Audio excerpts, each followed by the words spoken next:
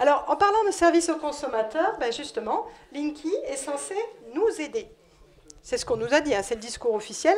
Il est censé nous aider à faire des économies à travers une réduction de notre consommation, à travers du coup quoi? Une meilleure lecture de notre consommation, éventuellement en temps réel, on va y revenir, mais en tout cas quelque chose qui nous permette d'avoir une meilleure lisibilité et donc de moins consommer.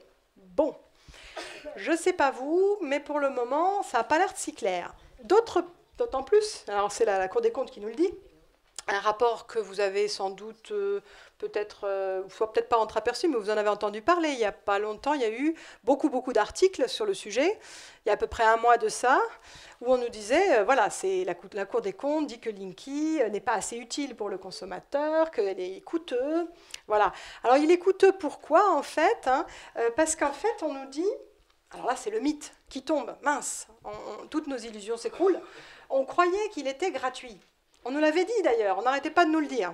Je pense que vous l'avez tous entendu. Hein, voilà. Bon, malheureusement, pendant tout ce temps-là, on nous racontait des bobards, il faut bien le dire, parce qu'ils le savaient très bien, ils avaient fait un partenariat avec la CRE, la Commission de régulation de l'énergie. Il était donc prévu qu'à partir de 2021, quand théoriquement tout le monde devrait être équipé, et qu'on devrait faire tellement d'économies d'énergie grâce à Linky que ça serait transparent sur nos factures, eh bien, on allait pouvoir les augmenter de 5%. Pour pouvoir financer ce programme.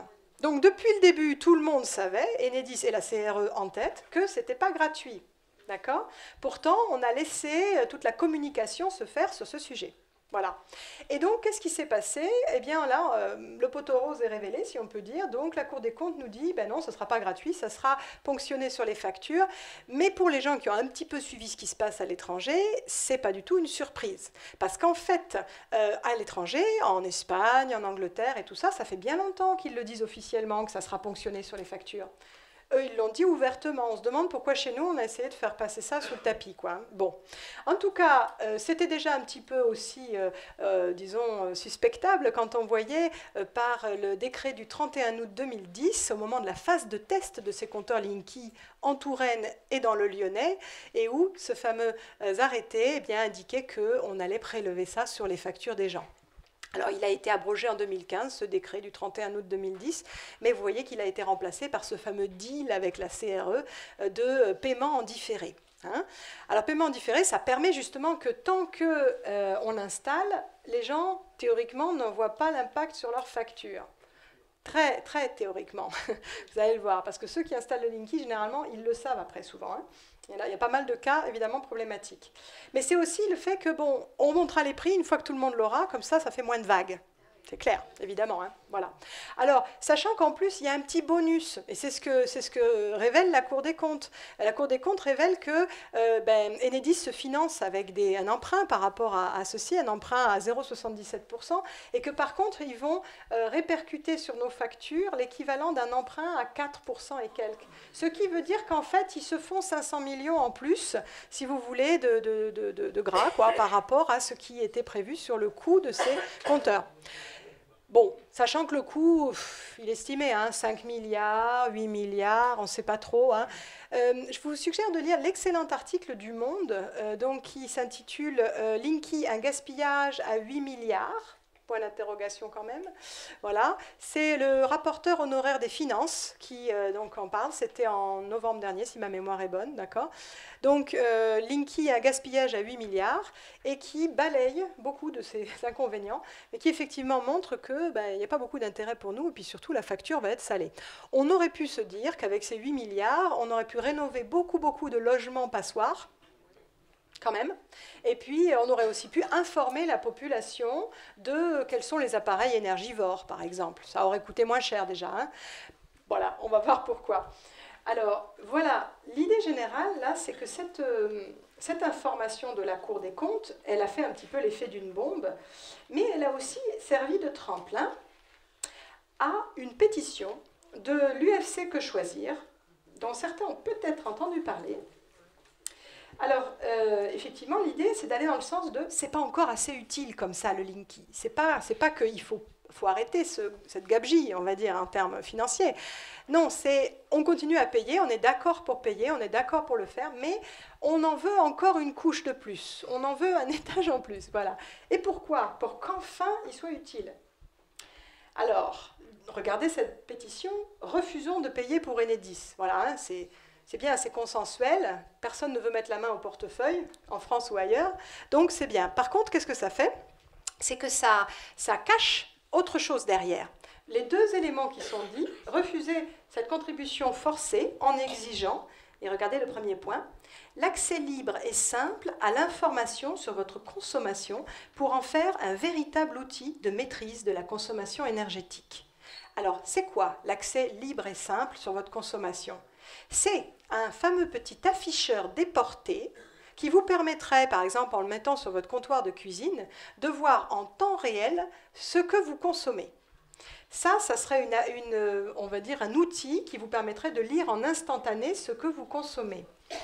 Alors, sachant qu'actuellement, ce n'est pas le cas, c'est sur le site internet d'Enedis, il faut créer son espace, il faut créer une sorte d'espace personnel pour suivre sa consommation. Et la Cour des comptes nous dit qu'il y a entre 1,5 et 3% de personnes qui ont Linky, qui ont fait l'effort de se créer cet espace sur Internet. Autant vous dire que ça ne marche pas. D'accord? En tout cas, ça ne déchaîne pas les foules, quoi. Voilà. Et on peut comprendre. Mais ce qu'on nous dit, c'est normal. C'est parce qu'en fait, on n'a pas un outil facile qui nous permette de l'avoir chez nous en temps réel. Alors, cet outil facile, ça s'appelle un boîtier déporté, mais ça ne marche qu'avec un petit plus au compteur Linky, qui est dans les tuyaux depuis 2014 au moins, puisqu'on a une plaquette descriptive de ce système qui date de 2014. Ça s'appelle émetteur radio Linky. Comme son nom l'indique, c'est un émetteur et il émet des radiofréquences. D'accord? Donc quand on vous a dit le Linky, il émet pas d'ondes et tout ça, eh ben, c'était attendez, il ne va pas tarder, d'accord, à émettre des ondes. Mais en plus, évidemment, il y a déjà le système du CPL qu'on va expliquer tout à l'heure, les fameuses fréquences dans les câbles. Mais en plus, bientôt, ça va être le double effet qui se coule, si vous voulez. Il y aura aussi les ondes émises au compteur, comme pour les compteurs à eau et les compteurs à gaz. Si vous acceptez ce fameux petit boîtier ERL.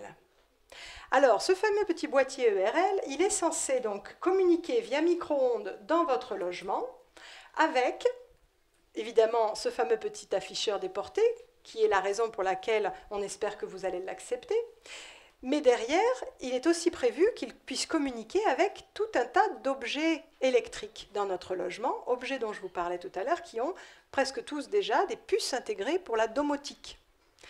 Donc, l'idée, c'est que même si vous ne les utilisez pas, elles sont là. Depuis 2014, il y a des protocoles qui ont été développés avec les fabricants d'appareils électriques pour qu'ils soient Linky Ready. D'accord? Donc, qu'ils soient prêts à communiquer avec ce fameux ERL. Hein? Voilà. Alors, du coup, ça vous donnerait un afficheur déporté de ce genre. Ça, c'est ce qui se passe en Angleterre, parce que là-bas, leur programme, il coûte 11 milliards de livres. Hein? Encore mieux. Mais au moins, ils ont le petit boîtier intégré. Donc, ils ont tout le bain d'ondes à la maison dont on parlait tout à l'heure, hein, mais en plus, effectivement, on peut se dire, bon, bah, y a un recul. Est-ce que ça marche chez eux? Est-ce que les gens le regardent? Est-ce que les gens l'utilisent, ce truc-là? Et en fait, alors j'en ai parlé dans une de mes émissions, parce que je fais des émissions sur Radio Transparence, une émission qui s'appelle « Touche pas à mon compteur ». Si vous voulez les télécharger, ça fait 2 ans qu'on en fait, donc il y en a déjà à peu près 110, 111, d'accord? Donc vous avez de quoi faire. Donc c'est Radio Transparence, c'est « Touche pas à mon compteur ». Vous pouvez les télécharger, voilà. Et bien en pratique, j'en ai parlé là-dessus, j'ai cité donc un article anglais qui montre que, par exemple, 2 fournisseurs qui ont analysé un peu comment leurs clients les utilisent, ces boîtiers. Ça s'appelle OVO et British Gas, qui ne fait pas que du gaz, contrairement à son nom, eh bien, trouvent que leurs clients ne les regardent plus qu'environ 1 fois par mois. Voilà. Et ce n'est pas si vieux, hein, on est encore en cours de déploiement là-bas, hein, d'accord? Alors autant vous dire que pour un truc qui est censé être un outil en temps réel et tout ça, où on nous dit, bon, le compteur Linky n'est pas encore assez utile pour le consommateur français. Il faut lui fournir ce boîtier avec le fameux ERL et tout ça. Après, tout ira bien. Après, ça sera assez. On ne veut pas arrêter le déploiement. On en veut une couche. On en veut encore plus. D'accord? Eh bien, en fait, c'est encore l'arbre qui cache la forêt. Ce truc ne sert plus à rien. Au bout de très peu de temps, ceux qui pouvaient s'y être intéressés ne le regardent plus. Et par contre, la communication et l'irradiation, elles restent. Ça, c'est important. Parce que du coup, qu'est-ce qui se passe? C'est dans un article, justement, suite à cette pétition de l'UFC Que Choisir, c'était intéressant.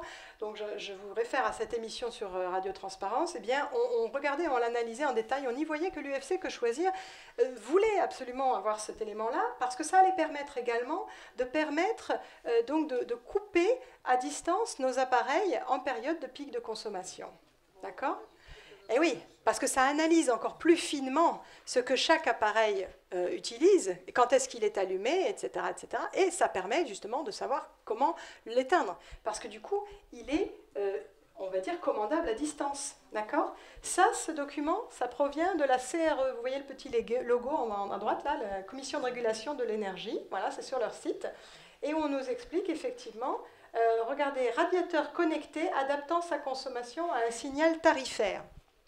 C'est-à-dire que vous avez froid, mais ça coûtera moins cher à 3 heures de l'après-midi ou à 3 heures de la nuit, eh bien, c'est à ce moment-là peut-être qu'il va s'allumer. D'accord ? Là, vous avez froid à 7 heures du soir, c'est un pic de consommation. Désolé, mais vous mettez un pull, quoi. Voilà, en gros. Donc, quand on nous dit que c'est pour nous transformer en consomme-acteurs, en fait, pas vraiment, visiblement. De manière générale, ça s'est détaillé dans un article de la Nouvelle République qui s'appelle « Vers une grille tarifaire beaucoup plus complexe ». Vous pouvez le trouver sur Internet, vers une grille tarifaire beaucoup plus complexe. Ça dit quoi? Ça dit que, en fait, Enedis sait qu'on crée une usine à gaz avec ces 11 plages chrono-horaires différentes qui varient en fonction de la saison, du jour de la semaine, de l'heure, qui fait que, même malgré votre petit boîtier déporté, là, il va vous dire, attention, là, votre toast, il est en train de vous coûter 2 centimes d'euros. Ah, vous allez vous dire, mince, peut-être je vais me faire moins de toast, quoi, ou je vais me les faire d'avance. Parce que là, c'est l'heure où c'est cher. Voilà, je vais les faire à 3 heures pour qu'ils soient prêts pour demain matin. Voilà. Donc, vous avez peut-être, moi je ne sais pas vous, moi ça n'a pas influencé ma manière de vivre. Mais en tout cas, admettons pour certains.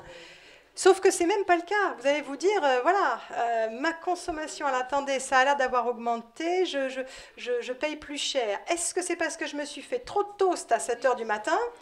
Ou est-ce qu'il y a autre chose? Oui, et voilà. En plus, on ne s'y retrouve plus.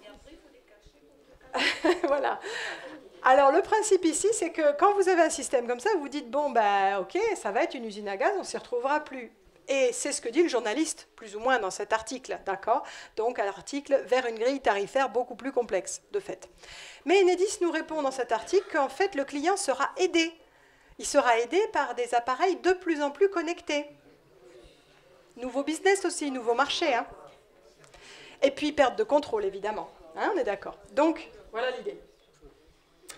Alors, il n'est pas gratuit, on le sait. Ailleurs, on a des augmentations de factures. Vous avez tous reçu normalement un tract, donc il y a des liens dedans. À la fin de la deuxième page, vous avez notamment un lien vers un film qui s'appelle Take Back Your Power. Take back your power, reprenez votre pouvoir et reprenez votre électricité. C'est le même mot en anglais, ça tombe bien. D'accord ?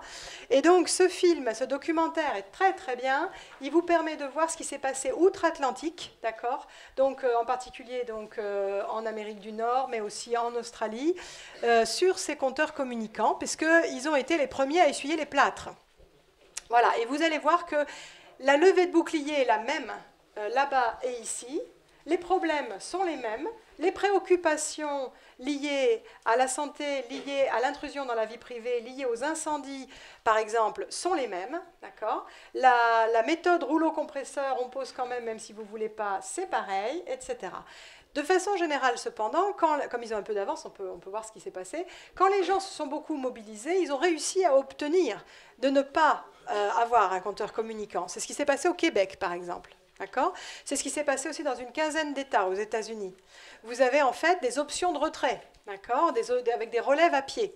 Certaines fois, ils les font payer, mais certaines fois, c'est gratuit. Et au Québec, évidemment, c'était d'abord pas le choix, puis on a le choix, mais c'est un peu cher, la relève à pied, et puis ils ont continué à s'opposer, en particulier dû à des problèmes de santé, et ils ont fini par obtenir une relève à pied beaucoup moins chère, d'accord ? Elle est l'équivalent de 25 $ à peu près actuellement canadiens, ça fait, allez, une quinzaine, vingtaine d'euros maximum par an. Donc je ne dis pas que, hein, ça serait mieux que ça soit gratuit. Mais savez-vous que c'est déjà pas gratuit la relève en pied en fait ? Alors c'est le fait de venir relever les compteurs tous les 6 mois par exemple, hein ? Voilà. Bon, cette relève dite relève à pied, c'est celle qu'on connaît aujourd'hui. Et là, vous vous dites, ben, elle est gratuite, et demain, elle serait payante, c'est odieux, etc., etc. Elle n'est pas gratuite. Elle n'est forcément pas gratuite. Mais en fait, ça a été dit, notamment dans un des très très rares débats entre Enedis et des membres de collectifs, par exemple, qui se trouve sur YouTube. Vous pouvez le regarder. C'est à Bergerac, en mars 2017, que ça a eu lieu. Donc un débat, donc Bergerac, mars 2017. Vous avez les personnes qui, là, ont notamment souligné aux représentants d'Enedis qu'on la paye déjà, la relève à pied. On la paye dans la taxe.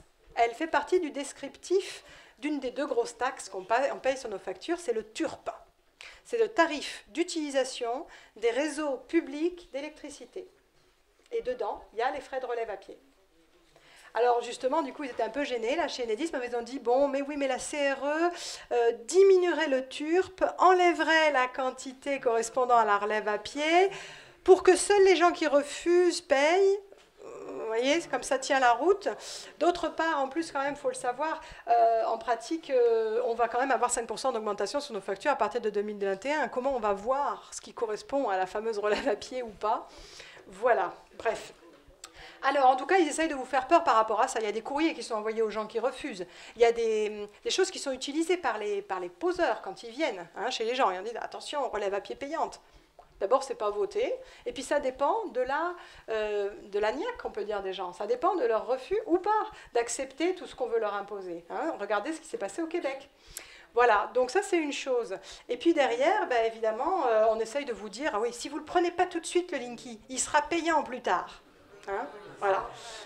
Alors ça, autant vous dire que comme on le paye déjà sur nos factures, quelque part, voilà, hein, il n'est pas gratuit aujourd'hui et il ne sera pas à payer par chèque plus tard si jamais il est posé. D'accord? Donc ce n'est pas le problème. Et d'ailleurs, Gladys Larose d'Enedis, qui est une des communicantes d'Enedis, l'a dit lors d'une réunion à Montreuil en décembre 2016, que si on vous dit ça, c'est une escroquerie. D'accord, c'est clair. Sauf que le souci, c'est qu'il y a des gens qui le croient, évidemment, à qui on va encore ressortir les 1 500 € de pénalité, alors qu'on sait pertinemment que c'est faux. D'accord? C'est frauduleux, ça, hein, d'essayer de fourguer un service ou un produit à quelqu'un en lui mentant sur le service ou le produit. C'est quand même... c'est pas blanc-bleu du tout.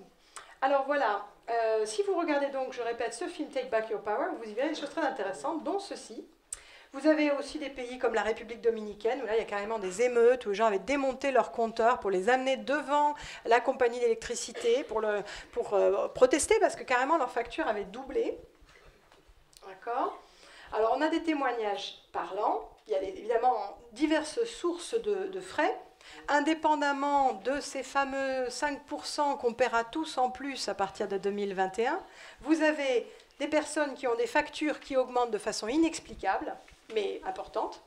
Des personnes qui ont tellement de disjonctions à répétition dès qu'on installe le Linky que finalement, bah, ils sont obligés de prendre un abonnement plus cher. Voilà. Puis c'est tout bénéfice parce que le prix du TURP, donc qui sert à alimenter, je répète, Enedis et RTE, eh bien, est directement proportionnel à l'abonnement. Vous prenez un abonnement, vous payez plus de taxes aussi, c'est bien. Voilà. Et puis, vous avez évidemment des appareils à remplacer, et généralement à vos frais, donc, parce qu'il y a quand même pas mal de trucs qui grillent. Forcément, hein. Déjà, il peut y avoir des pauses qui ne sont pas terribles, mais en plus, donc, des fois, on inverse la phase et le neutre, ou alors on a mis, en fait, on a rebranché la phase avant de rebrancher le neutre, et clac, il y a tout qui saute. Voilà. Et puis parfois, ben, malheureusement, justement, ben, c'est plus tard, parce que peut-être les fréquences supplémentaires, les fréquences du CPL dont je vous parlais, c'est 63 000, 74 000 Hz pour la première génération, à comparer aux 50 Hz qui est marqué sur nos appareils. C'est quand même un peu plus, voilà. C'est probablement pas très bon pour eux non plus. Et puis voilà, et la G3, donc là c'est un cocktail de 36 fréquences entre à peu près 35 000 Hz et 90 000 Hz. Voilà, pour le moment, hein, parce que c'est un système évolutif, nous dit Enedis. Donc, le protocole G3, ça peut aller jusqu'à au moins 400 000 Hertz. D'accord? Donc, vous voyez qu'ils ont de la marge, hein, ils vont pouvoir évoluer. Et plus vous avez de fréquences importantes, et plus vous avez un nombre de fréquences important aussi, plus vous avez un effet cocktail, évidemment, mais surtout, plus vous pouvez transporter d'informations. Et puisque c'est le nouveau business, justement, on peut savoir qu'effectivement, on peut prévoir que ça va évoluer à la hausse. Alors bon, quand on parle de factures qui augmentent, voilà, donc par exemple là c'est la Voie du Nord, hein, Pascal et Christelle Boucaud vivent sans chauffage depuis la mai-février, la cause, leur dernière facture d'électricité. EDF leur réclame près de 2 200 € à l'année alors qu'ils payaient un petit 600 € avant l'installation du compteur de l'intelligent Linky. Ils veulent comprendre, certes. Voilà. Alors, vous avez des trucs intéressants sur le forum de Que choisir, hein, quand même, sur le sujet. Hein, par exemple, gros souci suite installation compteur Linky. Alors, c'est une personne qui nous parle d'un compteur d'une minuterie, hein, une maison de 3 logements. Alors, généralement, la consommation était de 200 kWh depuis des années. Et suite à l'installation du nouveau compteur, celle-ci passe à 15 327. Sympathique. En septembre dernier. Voilà. Et on nous dit donc les factures à suivre seront basées sur cette consommation. Évidemment. EDF a déjà prélevé la somme de 2 680 € et la facture de régularisation qui vient de tomber près de 4 mois après se cale toujours sur cette consommation astronomique. Voilà. Donc ils nous disent à tous les futurs abonnés d'un compteur Linky, soyez vigilants sur vos indices de consommation relevés lors de l'installation du compteur. Mais même après. Et je dirais même avant, parce qu'effectivement, que vous ayez une idée de quelle était votre consommation habituelle. D'accord? Mais de façon générale, ça augmente considérablement. Alors, regardez un autre exemple, consommation qui explose depuis l'installation du Linky. Donc voilà, lui, il nous dit, l'affichage de la consommation explose depuis l'installation du compteur Linky. En effet, j'en suis à 786 € pour le mois de décembre et 892 € pour le mois de janvier. Voilà. Alors, après plusieurs appels à EDF, on me promet qu'il s'agit d'une erreur, mais aucun écrit. Et à chaque fois, j'obtiens une réponse différente. C'est un problème de l'application équilibre, c'est un problème de profil non renseigné à 100%, et aujourd'hui, on me répond qu'il s'agit d'un problème de compteur et qu'il faut donc appeler Enedis. Voilà. Sauf que quand on appelle Enedis, c'est pas gagné parce que généralement, ils bottent un peu en touche. C'est ce qui s'est passé avec ce couple de foies, donc un couple de personnes âgées qui, vous le devinerez aisément à la courbe du graphique, a eu son compteur Linky posé donc en fin février 2016. Et dans les 2 mois qui ont suivi, leur index de consommation annonçait une consommation qui correspondait normalement à tout ce qu'ils consomment sur une année. Voilà. Alors évidemment, il y avait un problème. On parle d'un couple avec très peu d'appareils. Ils ont des radiateurs électriques qu'ils n'utilisent pas parce qu'ils se chauffent avec un insert. Ils ont un radiateur électrique d'appoint dans la salle de bain. Ils ont un chauffe-eau, ils ont une télé. C'est tout. D'accord? Alors c'est pour vous dire que normalement, ça ne devrait pas être énorme. En plus, c'était au printemps après, donc voilà. Alors évidemment, ils s'en sont rendus compte que quand ils ont reçu la facture de régularisation, à ce moment-là, eh bien, ils ont eu une phase ou bien une incrédulité, ils ont appelé EDF. Ces personnes âgées, on a essayé de noyer le poisson, on leur a dit que c'était un rattrapage, puisque le gouvernement n'avait pas voulu augmenter les tarifs, vous savez, etc. Mais là, ça n'avait rien à voir. C'était des index de consommation qui explosaient, donc ça n'était pas du tout le problème. Bon, on les a aidés en rappelant donc EDF pour eux, et puis du coup, ils ont ouvert une réclamation, ils ont demandé à Enedis d'intervenir. Enedis a envoyé un technicien, donc c'était en septembre 2016. Le technicien, la première chose qu'il a dite en arrivant, c'est « Vous savez, moi, ces compteurs, j'y connais pas grand-chose. » Donc, ça n'était pas très encourageant. Voilà. De fait, il n'a rien trouvé, et il avait bien prévenu que si on ne trouvait rien, eux, ces gens-là, devraient assumer la visite du technicien, évidemment, financièrement. Voilà. Alors, du coup, ils ont reçu une lettre d'EDF qui leur disait « Écoutez, bon, on sait que ce n'est pas très satisfaisant, mais on pense que c'est vos appareils qui ont dysfonctionné, voilà, ou le compteur qui comptait pas bien avant, voilà. » Alors, sachant que ça, c'est une vieille rengaine, parce que si vous regardez Take Back Your Power, vous trouverez que cet argument est déjà utilisé outre-Atlantique depuis des années pour justifier les augmentations de factures. D'accord? Voilà, donc en pratique, c'est une vieille histoire. Et ce qu'on dit là, quand ils disent en plus vos appareils ont dysfonctionné, c'est parce qu'ils voient que sur l'été, après, la consommation avait l'air d'être à peu près normale, à peu près en phase avec ce qu'ils consommaient avant. À peu près, hein, quand même. Mais donc, ce qu'ils se disent, c'est que les appareils ont dysfonctionné. Sauf qu'ils auraient dysfonctionné entre quand et quand? Ils auraient dysfonctionné entre la pose du compteur Linky et le moment où on a signalé le problème. Donc, pour un appareil qui est modifiable à distance, ça pose question, quand même. Voilà. Et puis surtout, c'est difficile pour les usagers de justifier quoi que ce soit, du coup. Alors voilà, vous le savez, c'est pas facile quand on est face à un Goliath à ce moment-là. Et eux, donc heureusement, ils avaient arrêté leur prélèvement automatique. Sauf que, eh bien, le médiateur de l'énergie, le médiateur d'EDF d'abord, puis de l'énergie, ils n'ont rien pu faire pour eux. Ils ont dit, bah écoutez, on vous fait un rabais si vous voulez. Hein, on vous propose un étalement de paiement.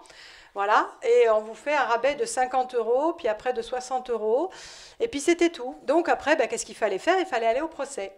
Et comme c'est des gens qui ont plus de 80 ans et que leur fille ne pouvait plus s'en occuper, eh ben, ils ont payé. Voilà. Donc ça, c'est absolument honteux, évidemment, c'est peut-être là-dessus qui compte. Donc surtout, ne le faites pas, rapprochez-vous de collectifs, d'associations, etc. Il faut se regrouper, mais il ne faut pas se laisser faire, parce que c'est du vol, quoi. Hein, voilà. Il ne faut pas se laisser désemparer comme ça. Voilà. Alors, oui, madame. Est-ce que c'est en rapport avec ça? Alors, attendez un petit peu. On finit le volet finance, et puis après, on y va. Oui. Dans ce cas-là, disons que c'est sur la région de Foix. Ça, c'était Foix, le dernier exemple. Vous avez fait, vous, pour ces gens-là, pour les aider à se sortir? Alors moi, ce que j'ai fait, c'est que la première partie, j'ai été là pour plusieurs fois pour analyser toutes leurs factures, pour essayer de comprendre quelles étaient la difficulté. J'ai téléphoné avec eux à EDF, j'ai regardé les lettres qu'on leur envoyait, etc., etc. Et ensuite, ben, quand ils m'ont dit, ben, ça y est, le médiateur de EDF est saisi, et puis notre fille est sur le coup, elle s'en est occupée, elle a créé un espace, elle a regardé toutes nos factures et tous nos index journaliers. D'accord? Parce qu'elle a regardé, il y avait des index journaliers qui étaient dantesques par rapport à la consommation ordinaire de ces personnes, quoi. Et donc, moi, j'ai cru qu'elle allait suivre jusqu'au bout. Et quand je les ai rappelés, ah, ben tant pis, on a payé parce que, voilà, voilà. Donc, c'est dommage, c'est dommage. C'était malheureusement leur liberté. C'était leur liberté, ouais. Mais bon, leur liberté de se faire avoir, là, pour le coup, malheureusement. Voilà. Alors, deuxième gros problème, les disjonctions à répétition. Alors, les disjonctions à répétition, ça donne lieu à des articles savoureux, comme celui-ci, où donc ça s'appelle le Linky, Linky disjoncte, non pardon, ça s'appelle Linky use les nerfs de 2 octogénaires. Ça rime. Voilà, donc c'est Ninon et Jean Pell, qui sont 2 octogénaires de Boissé-sur-Claise, qui se chauffent avec une pompe à chaleur. Et à chaque fois que la pompe à chaleur se déclenche, eh bien, il faut qu'ils descendent pour réenclencher leur compteur Linky. Ça leur fait les genoux. Voilà. Ça dérouille, c'est bien. En plus, c'est super, ça vous fait faire du sport et tout, c'est bien. Voilà. Enfin, mine de rien, il y a des électriciens même qui s'inquiètent un peu. On avait reçu un témoignage d'un électricien qui s'inquiète parce que vous avez des fois des compteurs qui sont, par exemple, dans les murs de clôture, d'accord, qui sont dehors. Ok, et il y aurait une technique pour réenclencher depuis le disjoncteur, mais des fois ça ne marche pas. Donc si vous avez une personne âgée qui est chez elle toute seule, et puis par exemple sous respirateur ou chose comme ça, vous imaginez qu'elle va aller dehors, peut-être en hiver ou autre, pour aller essayer de relancer son compteur Linky? Ça m'étonnerait. En tout cas, ça peut poser problème. Hein, voilà. Alors, on aurait des disjonctions à répétition parce qu'en fait, la puissance disponible avec Linky, elle est réduite. Elle est réduite par rapport à ce que vous aviez avant. Alors, le discours d'Enedis, c'est oui, mais c'est parce qu'avant, on vous faisait une fleur, en fait. Hein, voilà. Avant, on vous faisait une fleur, avant, vous utilisiez trop par rapport à votre abonnement, et maintenant, vous allez payer vraiment, vraiment ce que vous utilisez. Bon. Ça serait bien, mais ce n'est pas juste. Parce qu'en fait, le principe, c'est que, pour résumer, votre compteur, en fait, actuellement, il ne coupe rien. Quand il y a un court-circuit ou autre chose, c'est votre disjoncteur qui intervient. Voilà, si vous consommez plus, votre compteur, il compte plus, et puis c'est tout. D'accord? Donc, qu'est-ce qui se passe? Avec un disjoncteur, vous avez des composantes qui chauffent avant de couper. Et cette phase de chauffe, si la consommation n'est pas liée à un court-circuit, si c'est juste une utilisation temporelle un peu plus importante que d'habitude, eh bien, il met un moment à chauffer. Et donc, il ne va pas couper tout de suite à partir du moment où ensuite ça revient à la normale. Alors que le Linky, lui, on nous dit il est sensible. Oui, mais ce n'est pas que ça. Il coupe tout de suite. Or, ça pose un problème parce qu'en fait, nos appareils électriques, et en particulier les appareils à moteur, ils ont une phase de chauffe. Ils ont eux aussi une phase de chauffe au cours de laquelle, pendant 15-20 secondes selon les appareils, ils vont utiliser peut-être une puissance instantanée de 3 ou 4 fois ce qu'ils utilisent ensuite en régime nominal. Donc, ce n'est pas pendant les 15-20 premières secondes qu'il faut mesurer la puissance, parce que sinon on est sûr qu'on n'est pas dans les clous. Or, c'est ce qui se passe avec Linky, ce qui fait qu'on vous oblige à surdimensionner votre abonnement pour payer la phase de chauffe des appareils à moteur, dont la pompe à chaleur, justement, par exemple, qui utilise une puissance quand même importante. Voilà. Donc, ça veut dire que les 15, 20, 30, 40%, parce que visiblement, ça varie au niveau des chiffres qu'on a, mais visiblement, c'est quand même important. On en entend beaucoup parler, ça fait partie des choses les plus fréquemment rapportées par les personnes qui ont des problèmes. Eh bien, c'est parce que Enedis vous oblige donc à utiliser cet aspect de puissance de chauffe et l'intégrer dans votre abonnement, le dimensionnement de votre abonnement. Voilà. Donc ça, c'est quand même pas tout à fait honnête. C'est moins qu'on puisse dire. D'autre part, le deuxième point, c'est que Linky coupe en fonction d'une puissance qui est en kilovoltampères. Alors si on a, ça a été mon cas une fois, ça m'a fait drôle, mais quand même, j'ai touché un compteur Linky et j'essaie de regarder un petit peu les différentes possibilités. Et dedans, il y a une mention qui indique la puissance de coupure. D'accord? La puissance instantanée de coupure. Ben, elle est en kVA. Et elle nous explique kVA, alors c'est kilovoltampères, d'accord? Et elle nous explique, par exemple, si vous avez un abonnement de 6 kW, ben ça va couper à 6000 VA ou 6 kVA, d'accord? Parce que le souci, c'est qu'il y a eu, il y a quelques années, un petit tour de passe-passe. Donc, en 2010 à peu près, sur vos factures, s'il y en a qui sont organisés, ils peuvent essayer de retrouver les vieilles factures, ils pourront comparer. L'abonnement, il s'appelait, par exemple, 3, 6, 9, 12 kilowatts. Et puis un jour, on a dit, on prend le même chiffre, mais on appelle ça maintenant en unité kVA, kilovoltampères. Mais c'est pareil, vous inquiétez pas. Tant qu'on avait un compteur pas Linky, on pouvait en fait voir aucun changement parce qu'on continuait à mesurer la puissance que l'on utilise avec nos appareils en kilowatts. Donc, même si c'était marqué autre chose sur notre facture, ça ne changeait rien dans les faits. Sauf qu'en pratique maintenant, avec Linky, qu'est-ce qui se passe? Ça change quand même la mesure. Alors, pour l'illustrer, il faut comprendre comment ça marche, et puis on va utiliser aussi ce petit appareil derrière moi.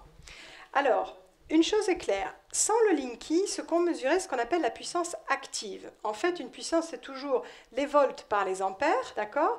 Mais généralement, vous avez, alors ça, je ne sais pas s'il y a des électriciens dans la salle, mais vous avez un petit cosinus phi, c'est une sorte de coefficient, si vous voulez, qui gère le déphasage du courant. Bon, on ne va pas rentrer dans les détails, mais en tout cas, ce qui est important, c'est que comme tout bon cosinus, il est entre 0 et 1. Donc, au mieux, si vous voulez, ça ne change rien quand on multiplie par 1.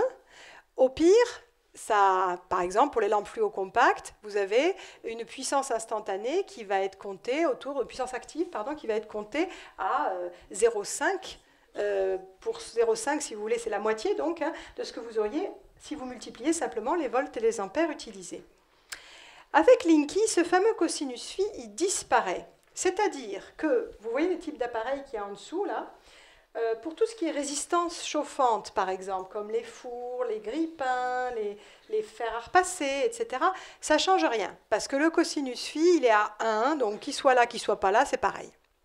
Par contre, pour tous les appareils électroménagers, l'électronique, les lampes fluo compactes, etc., le cosinus phi, il est inférieur à 1, ce qui veut dire qu'actuellement, la puissance que l'on vous comptabilisait était une puissance, pour des mêmes appareils, qui était minorée par cette multiplication par le cosinus phi. Il ne faut pas avoir fait Polytechnique pour savoir que si vous prenez une quantité, vous multipliez par 0,5, ça la divise par 2. D'accord? C'est clair. Si vous enlevez le 0,5 du calcul, le total remonte. Voilà. Et là, c'est ce qui se passe en fait. Alors, on nous a fait ce changement d'unité en nous disant c'est pareil, les kilowatts et les kVA, mais en fait, non, ce n'est pas pareil. Alors, on va l'illustrer avec cet appareil. Alors, c'est juste une lampe, vous voyez. Ça veut dire que vous avez une lampe fluo compacte ici, vous avez un appareil qui indique en watts ou en voltampères la puissance utilisée. Alors, ce que je vais faire, je vais allumer, j'essaye de vous protéger de la luminosité en question de la lampe. Alors, je vais demander à quelqu'un de venir lire la première ligne en watts, d'accord? Et ensuite la deuxième ligne en volt-ampères pour la même lampe. Okay. Sachant que on va dire qu'on a un abonnement qui est par exemple autour de 45 watts pour simplifier, et on va voir combien on aurait le droit d'allumer de lampes si on appelle l'abonnement 45 watts ou si on l'appelle 45 volt-ampères. D'accord? Voilà. Alors, est-ce que quelqu'un peut se lever pour venir voir quelque chose? Monsieur? Parfait. Très bien. Alors, est-ce que vous pourriez nous dire un petit peu ce que vous lisez sur la première ligne? 20,4. D'accord.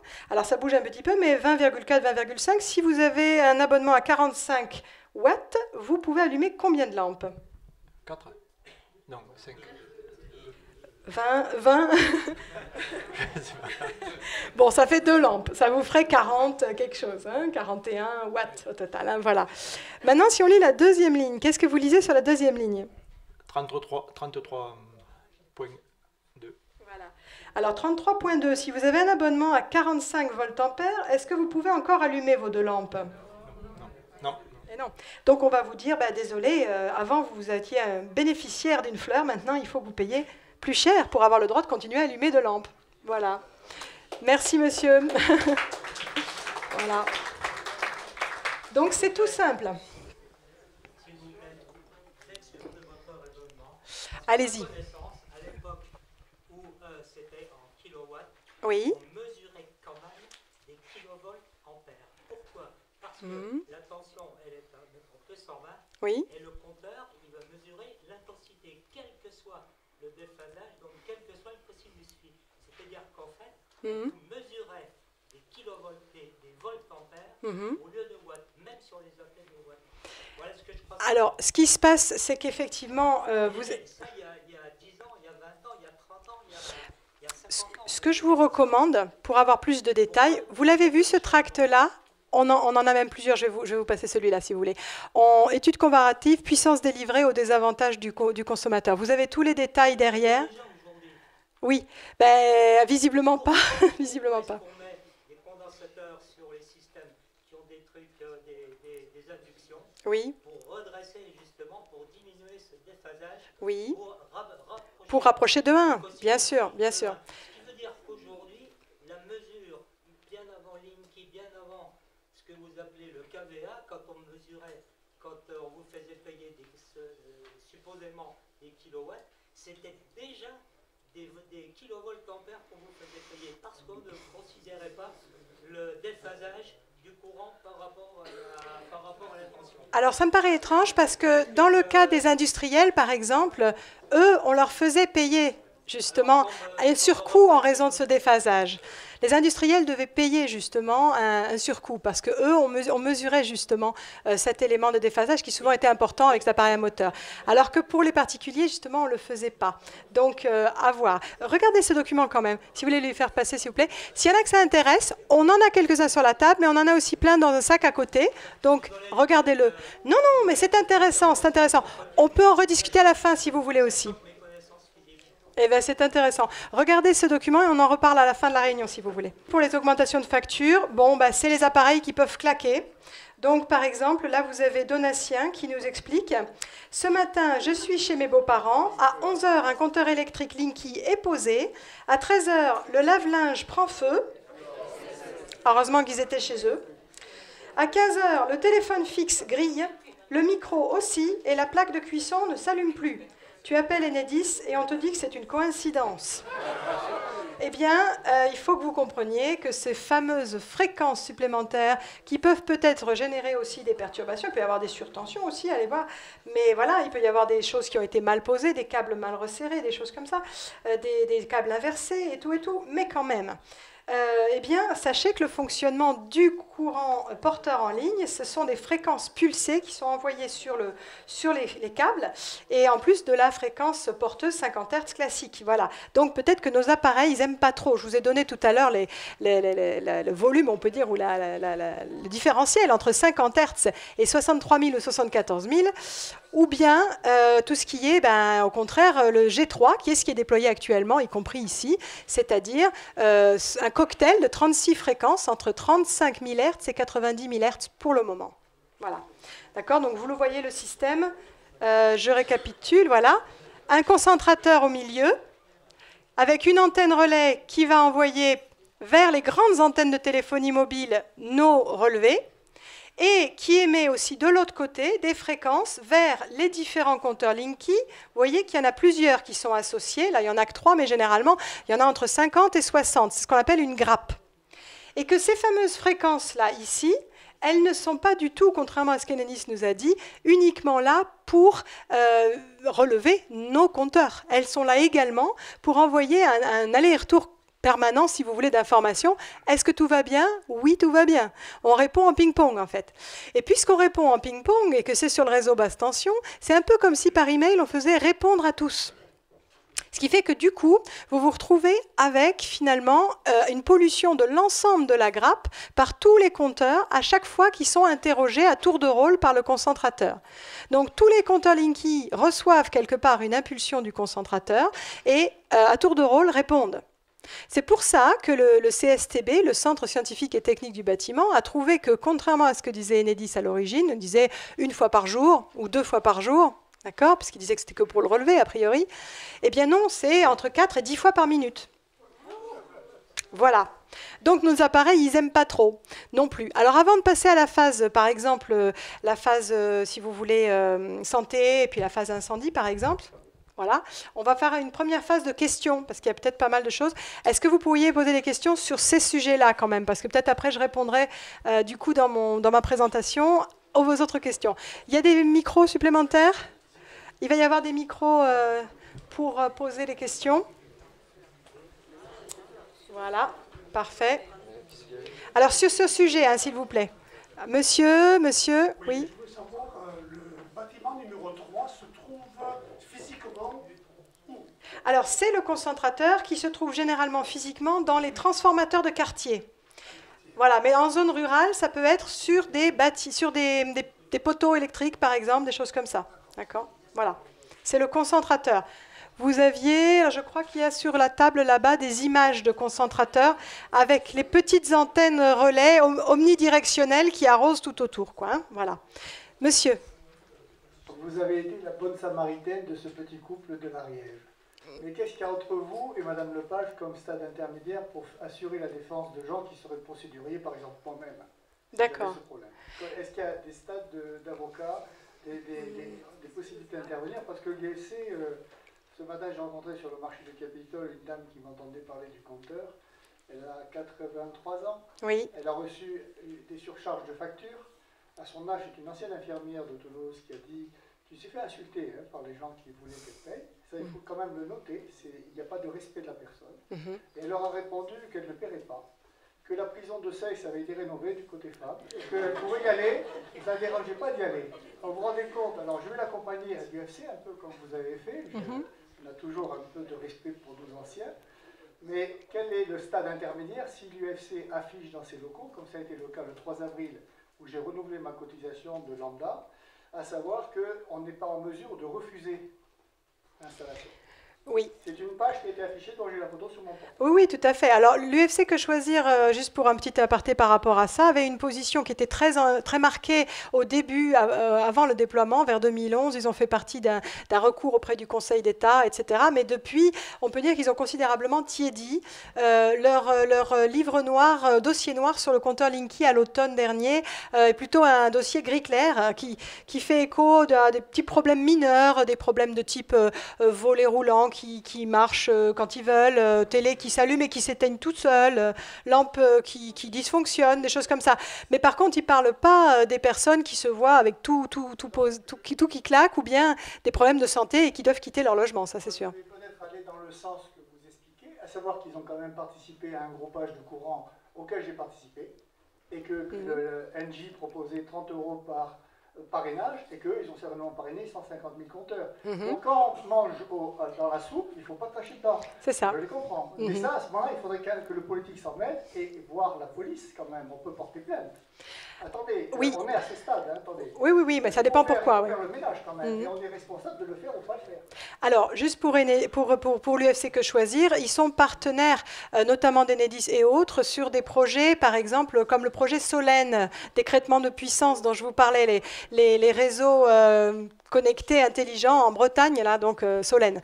Donc, bon, évidemment, c'est clair que vous avez là des affinités qui font qu'ils ne se mettront pas en travers de leur chemin, quoi. Ça, c'est évident. Alors, ça, c'est une chose. Ensuite, vous disiez, pour aider les personnes, eh bien, c'est vrai que déjà, il faut qu'il y ait une solidarité locale, ça, c'est clair. Vous avez des avocats aussi qui se mobilisent un petit peu pour essayer de faire des recours. Alors, les recours individuels, souvent, sont chers quand même. Quand c'est entre 800 et 3000 € pour un référé, par exemple, c'est quand même important. Alors, il existe une sorte de class action actuellement. C'est une action de groupe, une action collective, si vous voulez. Les class actions en France, elles sont relativement récentes et elles ont des contraintes importantes, c'est-à-dire qu'elles ne peuvent être normalement portées que par une association de défense du consommateur qui a plus de 5 ans d'ancienneté. Alors, à part l'UFC Que Choisir, 60 millions de consommateurs, etc., ça risque d'être difficile. Voilà. Mais bon, c'est pas impossible cependant, mais quand même. Donc, pour contourner cela, il y a un groupe d'avocats parisiens, et toulousains d'ailleurs, qui ont en fait lancé une action collective qui était close, mais qui vient de rouvrir suite à pression, parce qu'il y avait d'autres gens qui voulaient s'inscrire.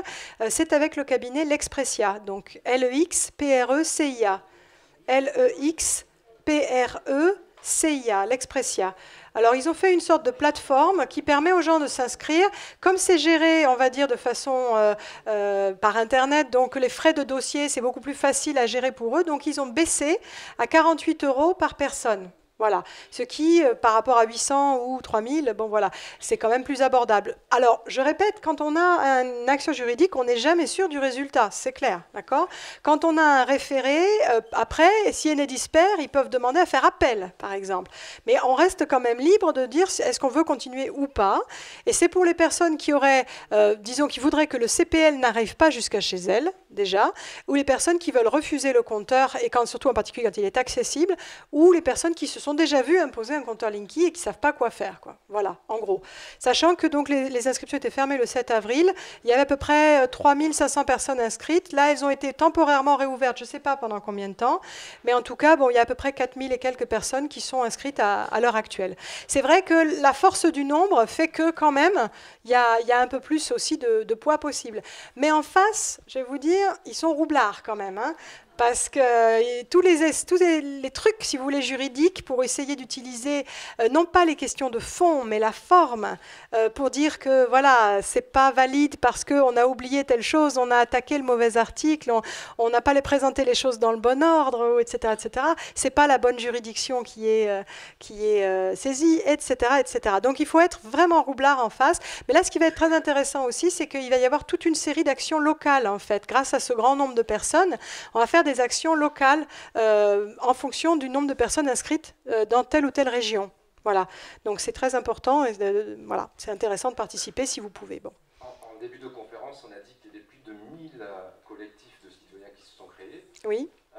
À Colomiers, le compteur Linky est prévu pour 2019. Or, on a appris aussi qu'il y a déjà des compteurs qui ont été installés à Colomiers, sur les logements neufs, ou ceux qui produisaient avec des panneaux solaires de l'électricité. Et là, on leur a changé le compteur.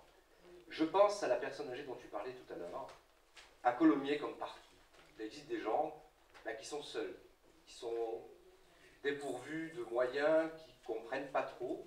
Et je pense que dans toutes les communes de l'agglomération toulousaine, puisqu'on est ici à Toulouse Métropole, à Colomiers, il serait opportun que dans chaque commune, il y ait un collectif. Et oui, ne serait-ce que pour ne pas laisser seuls des gens qui sont justement dépourvus. Tout à fait. Donc moi, je fais un petit appel. Hein.